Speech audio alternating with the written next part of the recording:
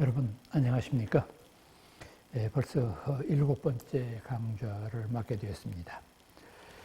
이번 7번째와 한 번 더 해서 8번째, 이 7번, 8번 두 번 강좌의 주제는 불교의 목표라고 하는 주제로 말씀드리겠습니다.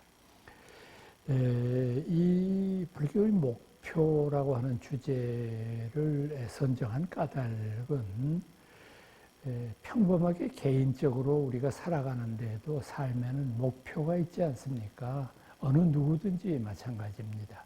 목표가 없는 삶이란 없습니다.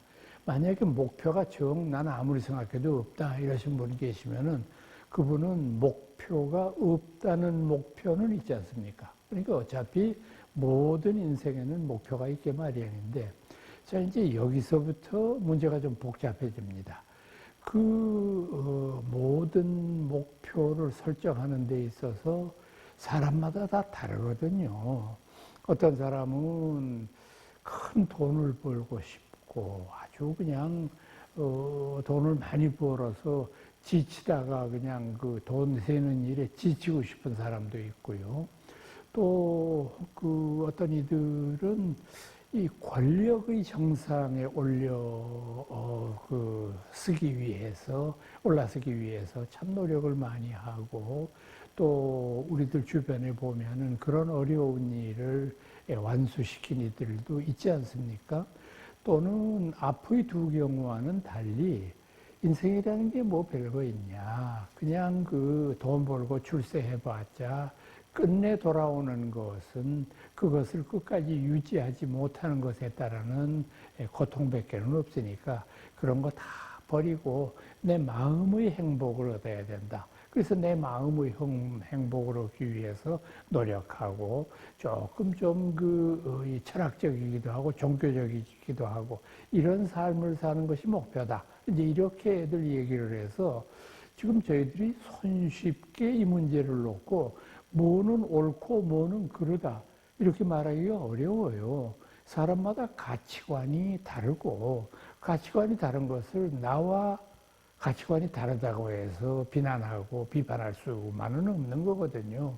그런데 가치관은 비록 다르지만은 모든 이 세상 사람들의 삶의 목표는 한 가지로 귀결되는 건 있습니다. 그건 뭐냐 하면 행복하기 위해서 그렇습니다. 돈을 많이 벌으려고 하는 사람도 돈을 많이 벌면 행복하겠다고 생각해서 그런 거고요.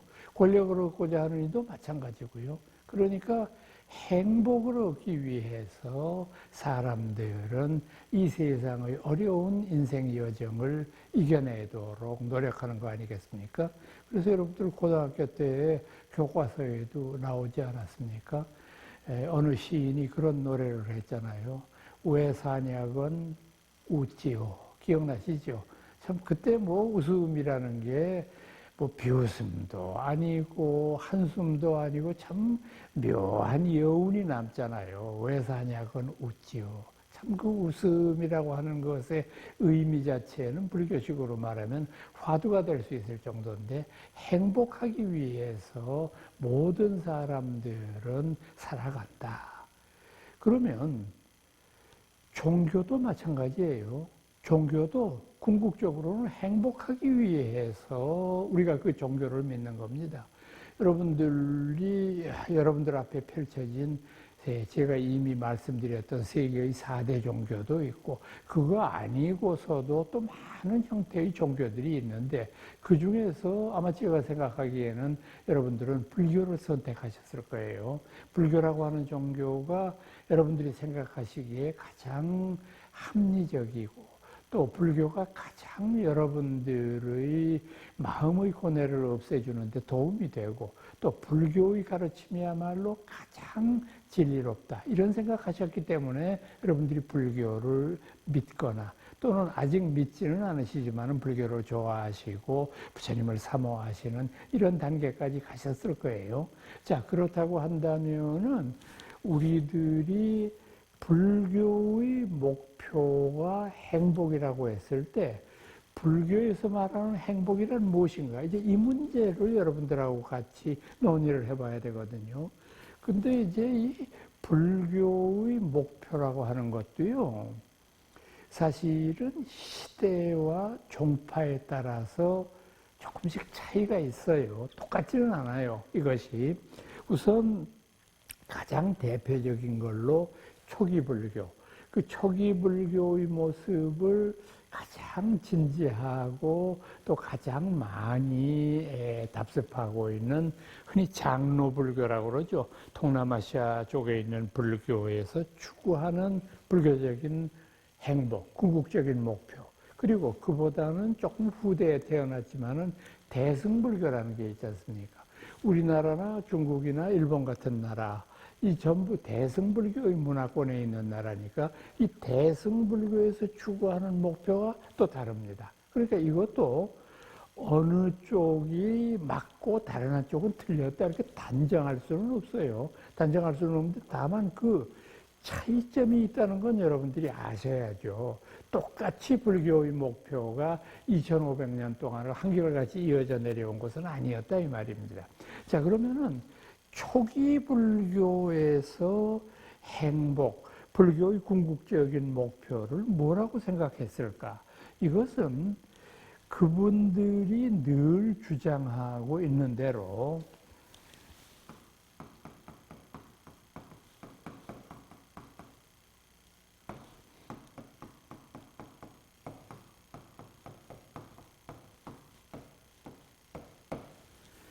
무상, 고, 무아 이 세 가지의 이치를 터득하는 것입니다.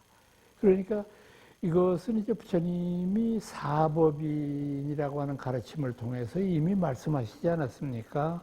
부처님이 재행무상, 이 세상에 존재하는 모든 사물들, 인간을 포함해서 모든 생명 있는 것들, 심지어는 무생물들까지도 포함해서 공간적으로 영원한 것은 아무것도 없다. 모든 것은 태어난 것은 반드시 없어져야 된다고 하는 숙명을 가지고 태어난 것이기 때문에 우리가 우리들의 삶에 뭐 어떤 그 변할 수 없는 뭐가 있다는 생각은 착각에 불과한 것이고 이 세상의 모든 것들은 무상, 흘러가는 것일 뿐이다. 그러니까 여러분들하고 저는 이 도도히 흘러내리는 물결 속에 한 점처럼 존재하는 그런 것에 불과하다. 그러니까 우리도 언젠가는 무상 속에서 그냥 그대로 우리들의 삶을 마감할 수밖에 없는 거 아니냐. 이걸 깨우쳐야 된다. 이게 시간적인 의미에서의 무상입니다. 그런데 지금 말씀드린 이 시간적인 무상을 제대로 이해하지 못하면 어떻게 되느냐 하면은 고통밖에는 남는 게 없어요. 변하는 것을 변하지 않게 생각하고 그렇게 하려고 노력을 하니까 이건 굉장히 안 되는 일을 되려고 하는 것. 이거보다 더 고통스러운 일이 어디 있겠습니까? 그래서 서양의 철학자였던 칼 야스퍼스 같은 사람은 이런 의미심장한 말을 한 적이 있어요. 떨어지는 것은 떨어지는 대로 내버려 두어라. 왜 자꾸 사람들은 떨어지는 것을 들어 올리려고만 하는가? 한번 우리가 불교식으로 이 철학자의 그 위대한 그 가르침을 새겨보도록 하겠습니다. 모든 건 제가 흘러간다고 말씀을 드리는데 흘러가는 걸 흘러가는 것대로 내버려 두었을 때에는 고통이 없어요. 흘러가는 걸 흘러가는 대로 인정하는 거니까. 근데 왜 고통스러우냐 하면 흘러가는 것이 안타깝고 한스럽고 다 모든 것은 흘러가도 나는 안 흘러간다라고 하는 아무런 근거 없는 자만심을 가졌을 때 결국은 죽음이라고 하는 것이 닥쳤을 때 그 모든 나의 삶은 무너짐과 동시에 굉장히 불행한 죽음을 맞이할 수밖에 없는 거거든요. 그래서 사실은 이 지금 세계에서 이 인간의 죽음 가운데에서 존엄사라고 하는 게 있지 않습니까? 존엄사라고 하는 것은 자신의 죽음을 자신이 선택할 수 있고 자신의 죽음을 인위적인 입장에서 그냥 나의 모든 신경계와 생명을 움직이는 오온이 전부 다 소멸해서 죽음에 이르기 전에 내 스스로 죽음을 선택할 수 있다라고 하는 것이 존엄사라고 하는 건데, 이 존엄사를 지금 하고 있는 나라는 많지 않습니다. 북구라파에 있는 몇몇 나라에서 그걸 하고 있을 따름입니다. 그리고 아직까지는 우리나라나 대부분의 다른 나라는 존엄사의 필요성을 인정하면서도 이것을 인정하지는 못하고 있죠. 그러니까 이제 존엄사라고 하는 것이 안락사라고 하는 것까지 이어지는 과정에서 우리나라에서 이제 조금 그에 근접한 지금 하나의 시도는 한 것이 있습니다. 그건 뭐냐 하면은 여러분들도 뭐 가입하신 분들이 많이 계시리라고 생각을 합니다만은, 이제 불치의 병이나 또는 내가 도저히 회생될 가능성이 없는 그런 사고를 당했을 때 나는 스스로 연명치료를 하지 않겠습니다라고 하는 서약을 하고, 그것을 의료보험관리공단에서 하나의 증명서로 받는 그런 제도가 있죠. 그래서 저도 가입을 했습니다. 저도 가입을 하고, 이제 모르겠습니다. 뭐 이제 저처럼 노년기에 들어선 사람들은 누구나 죽음에 대해서 생각을 안 한다면 거짓말이죠. 죽음에 대한 생각을 하게 마련인데, 그런 것을 생각했을 때 내가 전혀 예상치 못한 그런 비극적인 죽음이 있을 수 있어요. 조금 전에 말씀드렸던 사고 같은 경우, 제가 제 친구 중에서도 뭐 교통사고라든지 아니면 산책 중에 넘어져 가지고 돌에 머리를 부딪혀서 완전한 그 식물인간의 상태로 돼 있는 그런 친구들도 있고요.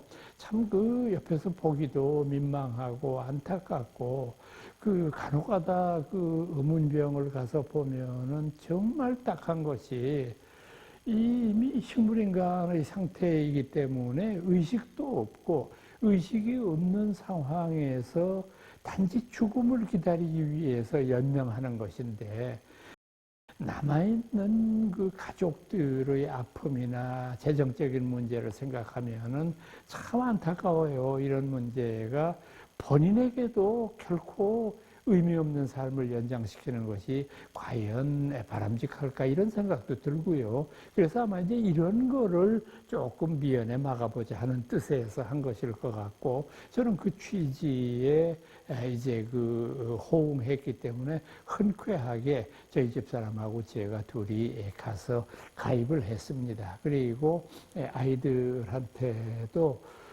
이제 미리 유언을 했습니다. 미리 유언을 다 해서 절대 연명 치료나 뭐 이런 거 하지 말아라. 뭐 산소 호흡기 같은 거 그런 거 꽂을 필요도 없고, 내가 죽으면 나는 불자기 때문에 화장해다오. 화장해서 내 뼈를 뭐 요즘에는 보니까 뭐 그 납골당 같은 데다가 안치하고 뭐 이제 그런 경우를 보는데, 나는 뭐 그런 것도 싫다. 납골당 같은데 뭐 뼈 안치에 있다고 무슨 그 의미가 있겠느냐.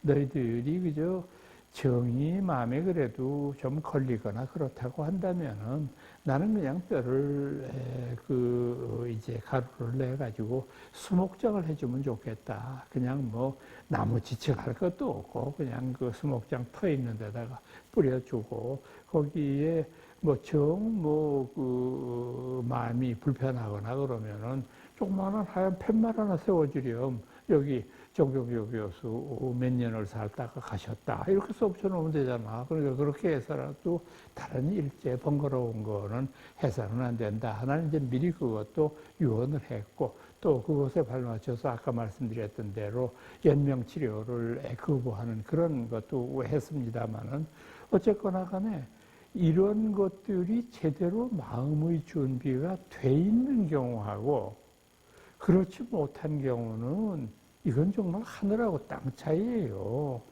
전혀 자신의 죽음을 예측 못하고 죽음이 벼랑간 찾아왔을 때의 그 안타까움 같은 것은 어떻게 하겠습니까? 그래서 실존 철학에서는 우리들의 이와 같은 죽음을 대하는 태도를 뭐라고 부르느냐 하면 죽음의 연습이라고 그래요. 죽음의 연습이라고 하는 게 자살 연습하라는 말이 아닙니다.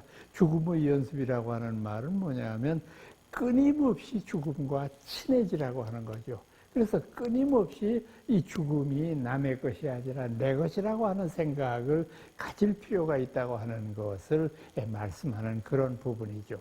저는 이 이야기를 할 때마다 우리 한국 사람들한테 참 훌륭한 점이 많은 민족이에요. 우리나라 사람들이. 우선 한국 사람들을 보면 부지런하고요. 또 한국 사람들이 그 외국 사람들이 평가할 때 보면은 참 인정이 많은 나라라고 그런 얘기들 많이 하지 않습니까? 저도 그거는 느낍니다. 참 특별하게 아는 사이라거나 이런 것이 없는데도 참 조그만한 떡 하나도 나눠 먹으려고 하고 옆에 사는 이웃들하고 친하게 지내려고 하고 서양 사람들은 참 그런 거 당하면은 아주 놀랄 텐데 한국 사람들은 보면은 그 아파트 같은 그런 대단히 어떤 그 주거지에 이사를 가게 되면은 꼭 집집마다 뭘 이렇게 돌려요. 집집마다 무슨 떡을 이렇게 돌리기도 하고 무슨 많은 것을 해서 이제 소위 신고식을 합니다. 제가 몇 호에 이사 온 아무개입니다. 잘 좀 봐주시고 앞으로 여러분들한테 무리 끼치지 않고 열심히 잘 살겠습니다. 이런 뜻이겠죠. 근데 그런 것도 다 한국적인 정의 표현이거든요. 그래서 그런 훌륭한 점이 많은데 동시에 한국 사람들이 조금 고쳐야 될 점도 적지 않아요. 고쳐야 될 점 중에서 제일 첫 번째는 많은 인류학자들에 의해서 이미 지적되고 있는 것처럼 너무 바쁘고 빨리빨리 모든 걸 빨리빨리 그냥 전부 다 그런 통계에는 신빙성이 있는 것 같은데 세계에서 제일 밥을 빨리 먹는 나라 사람들이 한국 사람들이랬죠. 그러니까 이건 이 밥을 먹는 행위 자체를 즐긴다거나 대화를 한다거나 이런 것은 없으니까 이런 점은 사실은 서양 사람들은 굉장히 이상하게 생각하는 점이에요. 서양 사람들은 인생을 사는 여러 가지 재미 가운데 먹는 재미보다 더 기쁜 게 어디 있겠습니까? 그러니까 먹는 기쁨을 즐기기 위해서 될 수 있는 대로 식사는 천천히 그리고 많은 대화를 나누는 그런 시간이니까 그래서 서양 음식들 이렇게 보면은 제일 먼저 시작할 때 에피타이저라는 게 나오지 않습니까? 그래서 무슨 샤베트 같은 게 나오기도 하고 또는 샐러드 같은 거라든지 수프나 이런 것이 먼저 나오고 이걸 천천히 다 비우고 나면은 그 다음에 메인 디쉬가 나옵니다. 스테이크를 시켰으면은 고기가 나올 거고 아니면 생선을 시켰으면 생선 아니면 베지타리언 같으면은 다른 것으로서 메인 디쉬가 나오고 이거를 이제 다 먹고 난 다음에는 이제 소위 디저트라고 해서 커피가 나온다든지 아이스크림이 나온다든지 해서 또 그런 게 나오니까 이게 시차를 두고 계속해서 나오기 때문에 서양 사람들의 식탁과 식단 시간은 늦어질 수밖에 없는데 한국 사람들의 식단 한번 생각을 해 보십시오. 한국 사람들은요, 상다리가 부러지게라고 하는 표현이 있는 대로 큰 상에다가 그냥 전부 다 때려 놓습니다. 밥하고 국하고 찌개하고 나물하고 그냥 전부 모든 걸 심지어 누룽지까지 거기다 다 얹어놓고서는 그 다음에 들어올 것도 없고 나올 것도 없어요. 그러니까 그걸 가지고 어떻게 우리들이 빨리빨리 하는 그 습관이 왜 생겼는지를 조금 유추할 수가 있어요. 서양 사람들처럼 이렇게 뭔가 식사를 즐기고 대화를 유도하는 이런 것보다는 밥은 먹는 것이니까 그냥 빨리 먹고 치워다 이런 식으로 생각을 하는 경향이 있으니까 빨리빨리라고 하는 거는 고쳐야 될 나쁜 습관인 것 같아요. 그래서 심지어는 서양 사람들이 한국 와가지고 우리말 배울 때 제일 먼저 배우는 게 빨리빨리라잖아요. 그럴 정도로 한국 사람들의 나쁜 그런 습관들이 있는데 그 중에 또 한 가지가 뭐가 있느냐 하면 한국 사람들은 죽음을 생각하기 싫어해요. 죽음과 가까워지기를 원치 않아요. 심지어는 한국 사람들은 제가 이렇게 죽는 얘기를 하면은요, 그 다음에 뭐라 그러면은 재수없다고 그래요. 이거는 참 기가 막힐 노릇이에요.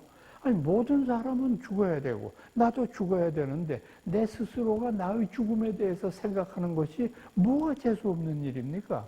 이거는 내가 내 죽음을 생각하지 않는 게 재수없는 일이에요. 그러니까 우리가 이거를 거꾸로 하고 있어요. 그러니까 한국 사람들이 이와 같이 죽음의 문제를 외면하는 것은 다른 이유가 있어요. 그건 뭐냐면은 한국 사람들은 굉장히 현세 이익적인 측면이 강한 사람들이에요. 그러니까 죽음이라는 건 내세의 문제잖아요. 제가 죽고 난 다음의 문제니까 내세 지향적인 거는 별로 관심이 없어요.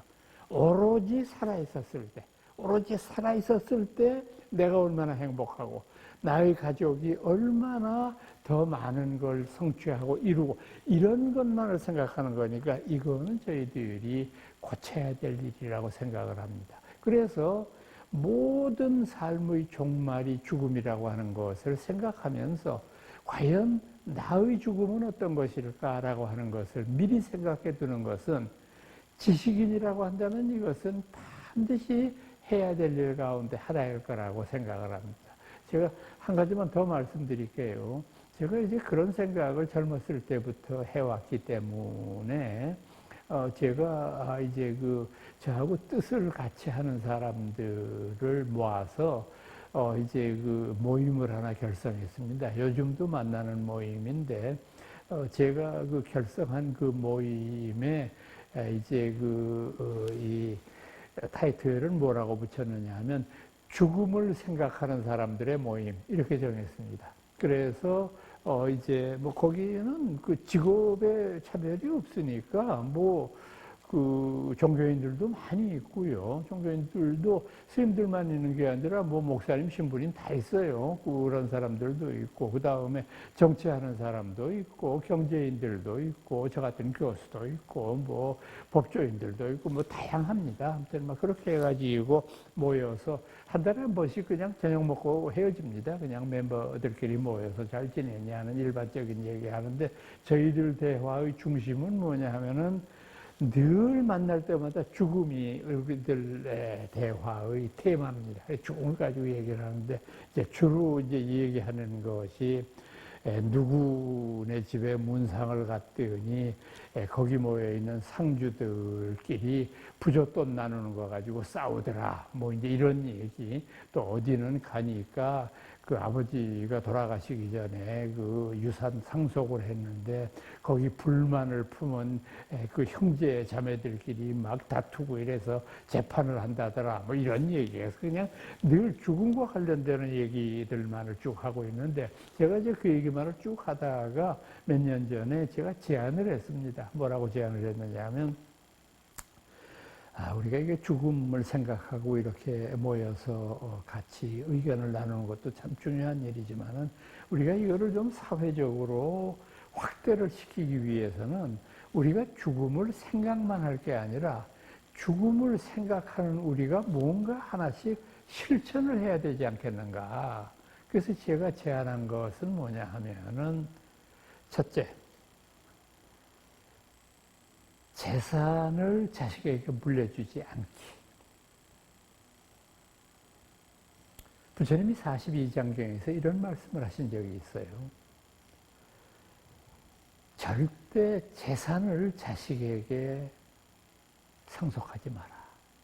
자식에게 재산을 상속하게 되면 반드시 불행한 일이 세 가지 생기느니라.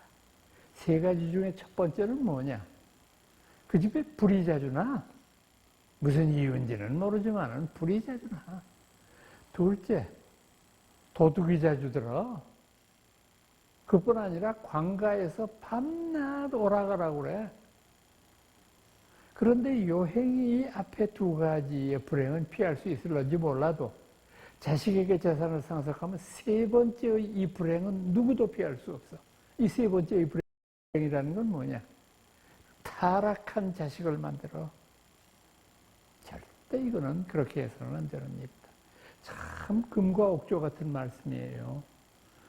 여러분, 타락한 자식을 탓하지 말고 그 타락한 자식을 만든 어마어마한 유산을 남긴 부모를 탓해야 되지 않겠습니까? 여러분들도 한번 상식적으로 생각을 해보세요. 이제 나이 20살, 30살 먹은 참 젊고 아직 가치관이 성숙하지 못한 이들한테 100억, 1000억의 어마어마한 돈을 유산으로 남겼을 때 그 아이들이 할 수 있는 일이 뭐 있습니까? 타락 이외에는 할 게 없잖아요. 그러니까 이거는 어떤 의미로 보면 부모가 아이의 타락을 조장한 케이스 이외에는 아무것도 아니잖아요.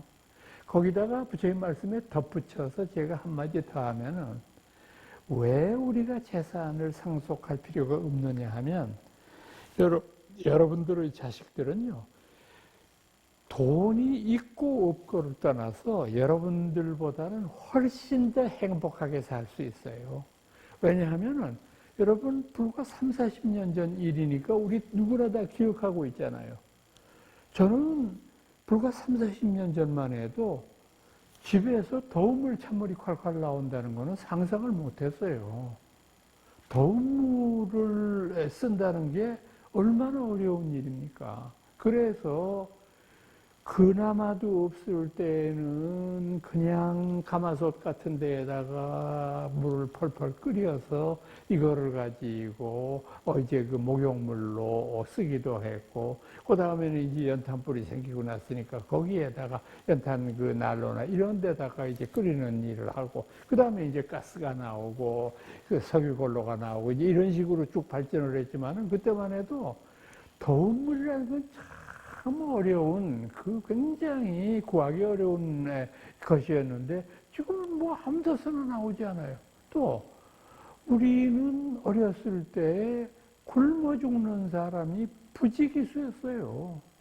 제가 장년 될 때까지, 30, 40대 될 때까지 대한민국 신문의 사회면을 장식하는 것은 뭐냐 하면은 배고픈 사람들이 쓰레기통 뒤져서 먹다가 보고알 끓여 먹고 독에 중독되어서 죽었다 하는 기사는 거의 매일 나왔어요.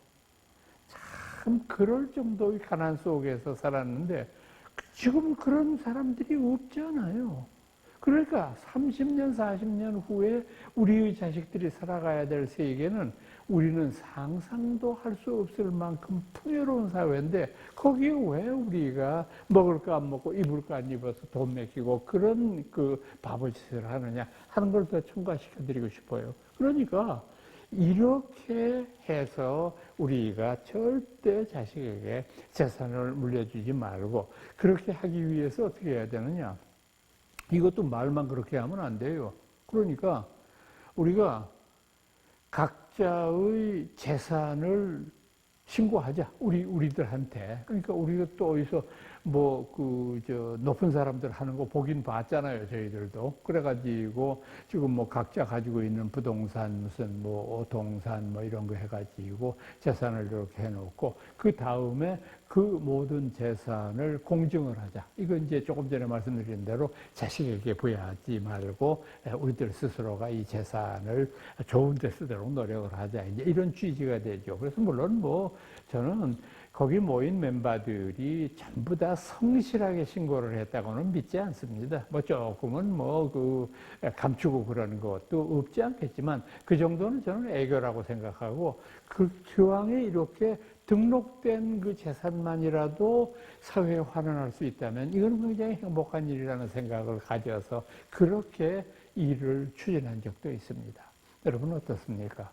이것이 우리들 개인적인 어떤 문제여서는 안 됩니다. 저는 모든 경우나 다 마찬가지입니다만은 우리 한국 사람들이 이렇게 자식에게 연연하고 모든 재산을 물려주려고 몸부림을 치는 이유는 뭐냐 하면 죽음을 생각하지 않기 때문이라고 보고 있는 사람입니다. 그러니까 죽음을 생각할 때 사람들은 겸손해지거든요. 이 세상의 왕후, 장상, 천하 없는 권력자, 재벌들도 죽으면 동전 한 입 못 가져가지 않습니까? 그렇게 높은 사람도 아무 일도 할 수 없게 되지 않아요? 그러니까 죽음은 모든 사람한테 공평하고 그 죽음을 맞이했을 때를 생각해서 우리는 지금 더 겸손해야 되겠다고 하는 생각을 덜 가지는 것 같아요. 우리 한국인들이. 그 점을 제가 지적하고 있는 겁니다. 그러니까 우리 스스로가 만든 고통에서 벗어나야 된다. 마지막으로 무아, 나라고 할 만한 것이 없다는 거 아닙니까? 이 말씀도 여러분들 오해하시면 안 돼요. 내가 여기 있는데 나라고 할 만한 게 없다는 게 무슨 똥다지 같은 소리냐 이렇게 생각을 하시는데 이건 뭐냐면 나라고 부르는 몸뚱이 속에 자라고 하는 게 있을 텐데 이걸 어떤 사람들은 마음이라고 부르고 어떤 종교 사람들은 영혼이라고 부르고 그러는데 이런 것들이 내가 죽고 난 다음에도 영혼이 살아있다고 하는 착각을 하는 사람들을 향해서 부처님이 무아, 그런 변하지 않는 실체적인 자아란 없다. 이 말씀을 하는 거거든요. 그러니까 내가 무아라고 하는 주장을 하는 불교의 그 가르침은 뭘 의미하느냐 하면 아까 말씀드렸던 무상이라고 하는 것이 시간적인 어떤 그런 이 공간의 이제 무한한 이 비영원성을 말하는 거라고 한다면 지금 말씀드린 무아라고 하는 것은 공간적인 입장으로 봤을 때도 영원한 건 아무것도 없다. 이 말을 의미하는 거거든요. 또 이 부처님의 가르침은 부처님 이전에 인도 종교에서 있었던 여러 가지의 가르침 가운데 브라흐마니즘, 나중에는 이제 힌두교로 발전하게 되는 것인데 이 브라흐마니즘에서 무슨 얘기를 했느냐 하면은 생명은 죽어 없어지지만 인간의 내면 속에 내재되어 있는 아트마는 변하지 않는다.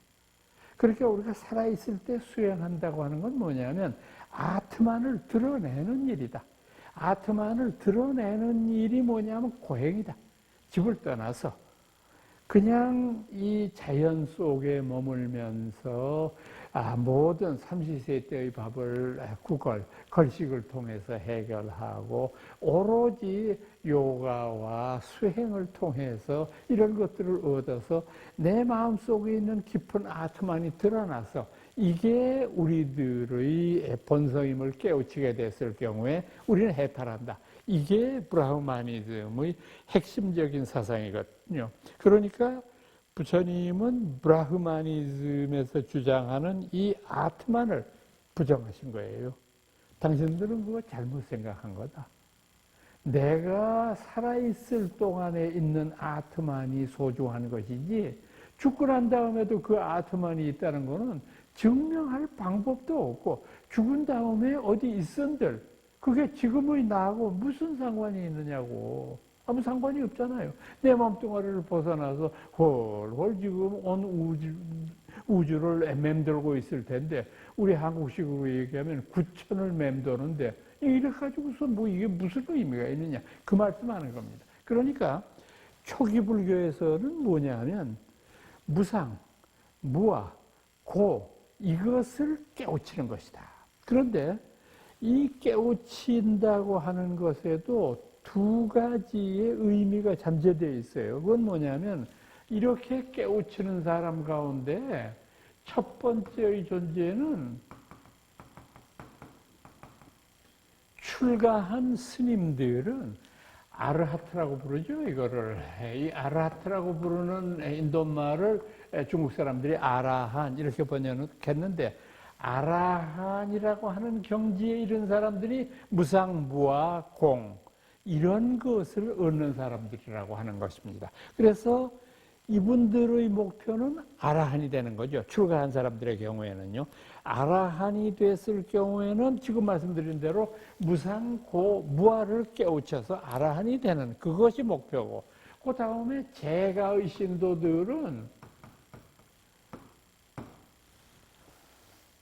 스님들만큼 수행을 못하기 때문에, 그런데 수행은 스님들보다 부족하다고 할지라도 불교 교단의 발전을 위해서 이 제가의 신도들이 얼마나 많은 기여를 합니까?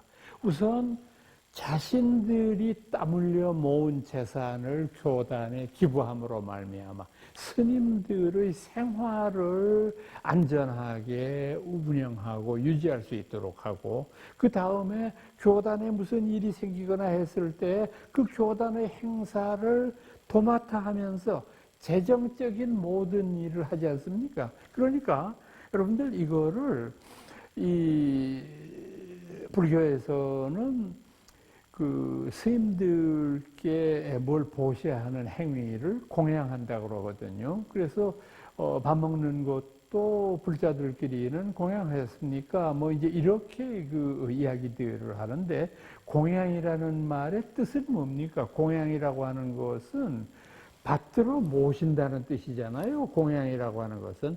그러니까 여러분들이 생각하셔야 될 점은 뭐냐면, 초기 불교에서 제가불자와 출가 스님들 간의 관계는 어땠느냐 하면은, 제가의 신자들은 스님들을 공양했어요. 스님들을 공양하고 아침 저녁으로 이제 이 스님들이 바루를 들고 집집마다 다닐 때 정성껏 준비한 음식을 가지고 스님들을 기다리고 있다가, 스님들이 그 문 앞에 와서 목탁을 치고 자신이 오셨다는 것을 알리게 되면은 무릎을 꿇고 앉아서 이렇게 음식을 공양하면서 이 음식을 드시고 어떻게 하든지 도를 이루십시오.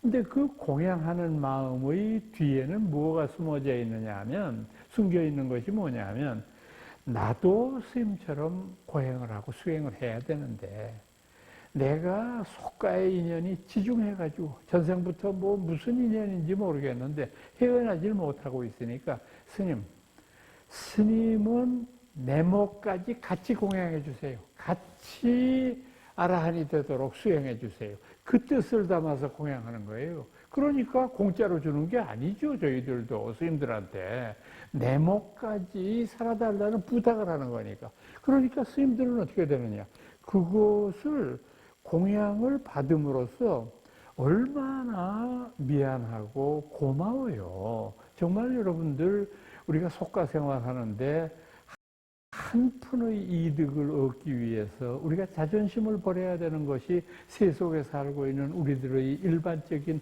삶의 태도잖아요. 근데 이와 같은 삶의 태도를 사는데 세상에 그 아까운 재물을 나의 수행을 위해서 보시하니 이것보다 더 고마운 일이 어디 있습니까? 그러니까 스님들은 반드시 그 모든 이제 공양주들에 대해서 복을 빌어드리는 일을 하고 그런 일을 합니다. 그래서 동남아시아에서 태국 같은 나라가 지금 말씀드린 이런 출가자와 재가자의 관계를 잘 아주 이행을 하고 있는 나라라고 저는 생각을 하는데, 뭐 동남아시아 나라가 대부분 다 그렇습니다만 불교 신자가 90%가 넘는 뭐 완전한 불교국가 아닙니까? 그래서 태국도 동남아시아에서는 유일하게 그 징집제입니다.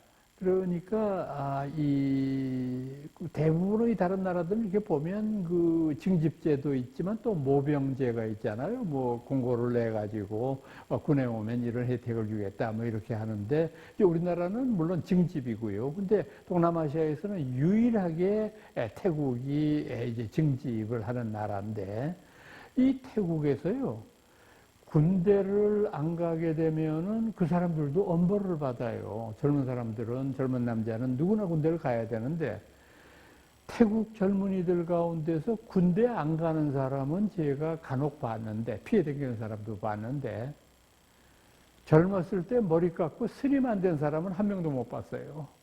젊은 사람들은 전부 다 머리 깎고 승려가 돼요.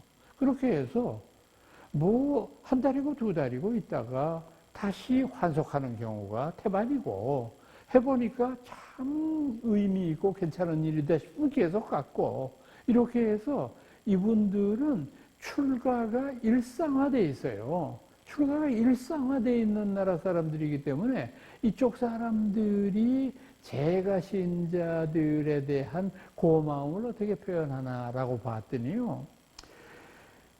스님이 이제 한 번 출가를 하시잖아요. 태국에서. 그러면 그 출가한 사찰이 있는 구청에서 그 출가한 스님에게 무작위로 10명의 신도를 배당을 합니다. 그 스님한테. 그러니까 이제 인연이 맺어지는 거예요. 내가 지금 출가해서 어느 절에 있다라고 했을 때 나에게는 10군데의 공양주들이 생겨요. 그 10군데의 공양주들은 이제 모여서 회의를 하죠. 우리가 어떤 스님의 공양을 맡게 되었다. 그러면 이제 이 10분들은 모여서 뭘 하느냐 하면 이 스님의 개인적인 일을 전부 다 보살펴 드립니다. 개인적인 일이라는 게 뭐냐면 만약 스님이 대학에 가고 싶어 하면은 대학에 들어가는 등록금이나 생활비를 전부 다 객출을 해서 도와드립니다. 또 뭐 이분들이 뭐 미국이나 영국 유학을 가고 싶어 하신다. 거기에 다 보내드리는 거를 객출하고 이렇게 해서 합니다. 그러면 이것에 관해서 스님들은 어떻게 보답을 하느냐. 10가구가 있다고 말씀드렸죠. 그 10가구에서 일어나는 대소경조사를 전부 다 이 스님이 관장합니다. 그러니까 어느 집에 이제 그 아이가 태어난 지 100날이 되었다. 또 어느 집에 할머니가 돌아가셨다. 그러면 장례의식을 드리고 아이들의 생일불공을 드리고 그 집이 뭐 오늘 참 결혼 50년의 금혼식을 맞았다. 그러면 거기 가서 축원을 하고 부디 행복하게 해달라고 염불을 해드리고 그분들과 더불어서 법담을 나누는 이런 모든 일을 하니까 우리나라 사람들처럼 무슨 특별한 일이 있을 때 저를 꼭 찾아야 되는 일이 아니라 그냥 자연적으로 이렇게 되는 것을 보고 제가 참 속으로 감탄한 적이 있어요. 정말 태국이 왜 불교 국가인지를 알 것 같다 하는 생각이 들었어요. 그러니까 그런 정도니까 그런 제가 신자들의 공덕으로 말미암아 이분들은 출가인들처럼 아라한이 될 수는 없습니다. 그러나 생천, 하늘나라에 태어날 수 있죠. 바로 이것이 이른바 출가자와 재가자가 동시에 누릴 수 있는 어떤 의미로 보면은 그냥 하나의 모든 것이 깨달음이라고 하는 것을 얻기 위한 그런 방편으로 아라한이 되어서 무상무아 고를 벗어나는 일이고 재가자의 경우에는 생천하는 그런 경우다라고 말할 수 있습니다. 자, 이제 대승불교로 넘어가 보겠습니다. 대승불교에서는 이 많은 불교의 행복한 목표 가운데 뭐를 최종 목표로 삼느냐 하면 성불한다. 부처되는 거 아니에요? 성불이라는 게 이룰 성자하고 부처 불자를 썼으니까 부처를 이룬다는 말 아닙니까? 그러니까 대승불교에서는 부처가 되는 것을 추구합니다. 그럼 여기에서 근본불교, 장로불교와 대승불교의 결정적인 차이점이 생겨나게 되는데 그건 뭐냐면 장로불교의 전통 속에는 왜 부처가 된다고 하는 아이디어를 만들지 못했느냐 하면은 초기 불교에는 부처님이 될 수 있는 것은 오로지 한 분, 서가모니 부처님 한 분뿐이라고 생각을 했거든요. 다른 모든 서가모니 부처님의 버금가는 위대한 깨침을 얻은 분들은 다 아라한이라고 봤던 거거든요. 그러니까 부처님의 위대한 깨달음을 누구가 다 나누어서 모든 사람이 다 성불할 수 있다. 이거는 어불성설이라고 생각을 했던 거죠. 그러다가 보니까 이분들은 부처가 된다는 생각은 못하고 아라한이 돼야지 이런 생각을 하신 거고, 그러나 대승불교는 법화경에서 무슨 말씀하셨습니까? 일체중생 시류불성. 이 세상에 존재하는 모든 생명들은 다 부처가 될 가능성이 있고 부처가 될 그런 자격이 있는 생명들이다 라고 선언했잖아요. 그러니까 모든 중생이 부처야. 그러니까 내가 부처의 존재로 태어나서 불행하게도 부처의 존재인 줄을 모르고 살아가기 때문에 그거를 깨우치고 또 열심히 수행하고 열심히 다른 일을 위해서 헌신하고 이렇게 해서 내 스스로가 부처의 도를 완성하는 것, 불도를 완성하는 것, 이게 부처 되는 거 아니에요. 그래서 대승불교에서는 부처를 이룬다 이렇게 말하는 거죠. 바로 이제 이런 점에서 부파불교와 대승불교의 근본적인 차이점이 있지만은 이것은 앞서 여러분들한테 말씀드린 대로 대승불교의 가르침이 훨씬 위대하고 뛰어나다 이렇게 말하기보다는 불교를 이해하는 태도의 차이가 그와 같은 차이를 만들 수밖에 없었다는 것을 우리가 인식해야 된다고 생각합니다. 자, 그래서 성불에다가 초점을 맞추다가 보니까 대승불교는 이 성불을 해석하고 이해하는 데에도 다양한 시각이 있습니다. 그러니까 이건 제가 이미 지난 시간에도 잠깐 여러분들한테 말씀드렸지만은 아주 크게 대승불교의 교학적인 것과 선사상을 나누어서 말씀드린다면은 우선은 반야사상이라고 하는 것이 있고요. 그 다음에는 유식사상이라고 하는 것이 있고, 그 다음에 법화사상이라는 게 있고요.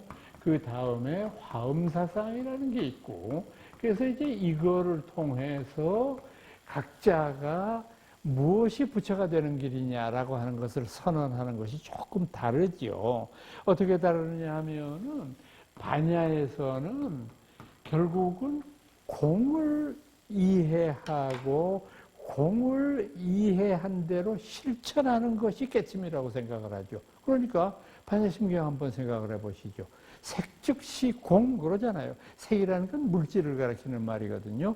우리 세상에 존재하는 모든 물질적인 것이 다 공 아님이 없다. 그런데 이 말은 색이라고 하는 말은 바꾸면 어떻게 되느냐. 물질적인 것의 총칭은 뭐냐면 중생이거든요.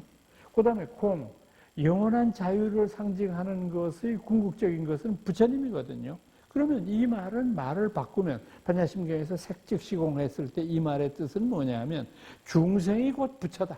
부처가 곧 중생이다. 이 말을 하는 거거든요. 그런데 중생과 부처가 하나 되는 연결고리가 뭐냐면 공이라는 거죠. 공이라는 것을 이해하고 공을 인식하는 것, 그 공을 인식하도록 하는 길잡이가 반야가 되는 거죠. 그래서 이 반야의 지혜, 뛰어난 우리들의 어떤 예지를 통해서 공을 이해하는 것. 근데 공은 이해만 해도 되는 게 아니라 실천해야 되잖아요. 공을 실천하는 것이 얼마나 어렵습니까? 여러분들 한번 생각을 해보세요. 이 세상의 모든 사람들이 무지하고 모든 사람들이 불공의 세계를 살고 있잖아요. 공이 아닌 세계를 살면서 하나라도 내 것을 만들고자 하고 가진 내 것은 뺏기지 않으려고 하고 끊임없는 경쟁심과 마찰과 갈등과 이런 것을 통해서 살아가는 세상 속에서 자기 스스로 공을 선언하고 공을 실현한다는 것이 얼마나 어려운 일입니까? 그런데 실제로 보면 스님들 중에서 이런 공을 실천한 케이스가 적지 않아요. 우리나라 경우 한번 보세요. 원효대사 같은 분, 철저히 공을 실현한 사람이거든요. 이분은 절대 어떤 높은 법상 위에 주장자 들고 앉아가지고 이 묻고 하는 것을 외친 그런 형식적인 스님이 아니었지 않습니까? 이분은 철저히 배우지 못하고 많은 것을 깨우치지 못하는 무지몽매한 사람들과 더불어서 같이 살았잖아요. 그러니까 이 양반은 모든 것을 원흉 무해한 삶의 태도를 통해서 온몸으로 보여줬잖아요. 이 양반은 형식적인 불교를 가장 싫어했던 분이잖아요. 그러니까 원효가 살았던 삶은 바로 공을 실천한 삶이라고 말할 수 있죠. 그 일본의 위대한 고승이었던 도갱이라고 하는 사람이 있는데요. 이 사람 위대하기는 했지만 참 아주 살아생전에 굉장히 겪기 힘든 그런 고초도 겪은 적이 있어요. 왜 그러냐면은 이제 이 도갱이 이제 늘 일본은 절이 지금도 다 시내 한복판에 있잖아요. 교토나 오사카는 물론이고 동경도 마찬가지인데 도쿄에도 다 그냥 시내 한복판 그냥 큰 빌딩 옆에 절들이 있으니까 거기서 이제 공양을 이제 하기도 하고 이제 신도들하고 내왕을 하고 하는데 이제 도갱 스님을 특히 존경하는 어떤 집이 있어서 그 집에 자주 갔습니다. 이분이 가지고 가서 공양도 받고 뭐 같이 한덤도 나누고 이제 이런 사이였는데 어느 날인가 이 집이 부녀가 살고 있었어요. 그러니까 일찍이 어머니를 여의고 아버지하고 따님하고 두 분이 살았는데 이 따님이 이제 뒷집에 있는 총각하고 이제 불장난을 하다가 그만 실수를 해서 임신을 하게 됐어요. 옛날이니까 이거를 어떻게 해야 될지도 모르고 그냥 걱정만 하면서 그냥 이렇게 하다가 날이 지나고 달이 차서 자꾸 이렇게 해서 이제 결국은 이제 배가 불러지고 이제 이렇게 되니까 어떡합니까? 아버지한테 이제 들통이 나서 말씀을 드렸는데 얼마나 아버지가 기가 막히겠어요. 금이 오기야 키운 딸이. 그래서 우선 급한 거는 애비가 누구냐? 내 애비를 밝혀라. 그랬더니 이 처녀가 무슨 심사에 그랬는지는 모르겠는데 도갱 스님입니다. 이래 버렸어요. 참 이건 정말 젊은 사람의 실수치고는 너무 큰 실수를 했어요. 완전히 쇼크를 받아가지고 따님의 아버지가 도경 스님 절로 갔습니다. 가가지고 그냥 막 행패를 부렸어요. 당신이 주이냐? 세상에 손주 같은 애를 건드려가지고 뭘 임신을 시켜? 그냥 나쁜 놈 그냥 막 행패를 부는데 이 양반은 뭣도 모르고 당한 거예요. 멱살도 잡히고 그냥 그러니까 그냥 나갈 때 안녕히 가세요 그러고서는 소가 그래요.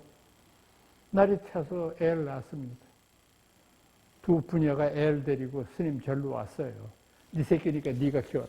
그러고 갖다 주고 가버렸어요. 어떡합니까? 도경 스님이 애를 붙잡고 하는 말이 소가 그래요. 이제 남자에게는 젖이 안 나니까 이 애를 데리면서 집집마다 댕기면서 젖을 먹이고 혹은 우유를 먹이고 이렇게 하려니까 그러니까 전 일본 열도가 난리가 났죠. 천하의 고승인 도갱이라고 하는 자가 뒤에 처녀를 건드려가지고 애를 낳아가지고 이런 몰골을 하고 다닌다고 난리가 났었죠. 그걸 보는 이 애 엄마의 심정이 어떻겠습니까? 한 번 거짓말은 또 큰 거짓말을 한다고 이제 뒤담을 수도 없게 됐어요. 그래서 어느 날 견디지 못해서 아버지한테 이실직고했습니다. 아버지 제가 죽을 죄를 졌습니다. 사실은 그 애는 도경 스님하고는 아무 상관이 없습니다. 제가 미쳤나 봅니다. 사실은 뒷집에 개똥이 아무개입니다. 자, 이제 이 부녀는 이 문제를 어떻게 해결하면 좋겠습니까? 이미 난리를 쳐놨고, 두 부녀가 이제 그 다음에 다시 도경 스님 계신 절에 기어서 갔습니다. 길걸음으로 기어가서 스님 죽을 죄를 졌습니다. 일본 사람들 좋아하는 거 있잖아요. 지금 여기서 자결하라면 자결하겠고요. 그냥 뭐든지 시키는 대로 하겠습니다. 그때 큰 스님 대답이 소가 그래요. 가져가겠다니 가져가세요. 그래서 이 애를 다시 데리고 나옵니다. 여러분 이게 보통 사람이 할 수 있는 일이라고 생각하십니까? 저는 이것은 공을 실현한 사람만 할 수 있다고 생각을 합니다. 아마 이런 것이 반야 공의 깨침이 아닌가 이렇게 생각을 해봤습니다. 저는 다음 강좌에 다시 뵙겠습니다. 여러분 안녕히 계십시오.